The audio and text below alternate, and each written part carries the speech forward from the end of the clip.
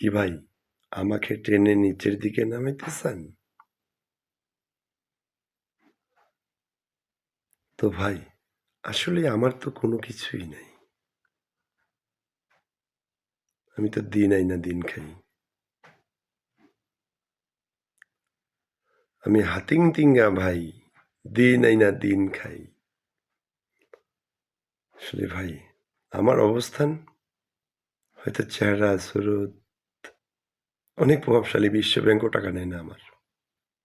আমি ধার করতে গেলে, কারো কাছে টাকা চাইতে গেলে মানুষ হাসে। মিলিয়ন টাকার মালিক। কোনো ব্যাংক ব্যালেন্স, কোনো অর্থ সম্পদ কোনোটাই নেই।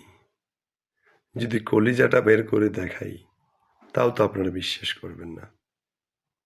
ভাই, আমাদের টাকা পয়সার প্রতি লোভ লালসা নাই। আমি কবে মরবো, কখন মরবো, একটা কবরস্থানে জায়গা খুঁজতেছি ভাই। যদি অর্থ থাকতো তাহলে কিনতাম। এই পেজটা আমি করছি। আমি এখন পেজ নিয়ে কাজ করি। যদি কখনো পারি এই পেজের টাকা দিয়ে একটা কবরস্থান তৈরি করব। মরার জায়গাটা কতটুক সেটা রেডি করে রাখবো। এই গাড়ি গাড়ি, বাড়ি বাড়ি, ধরশালা মারশালা, হানাহানি, মারামারি, কাটাকাটি। আরে দুনিয়ায় যে কোনো কিছুই নাই।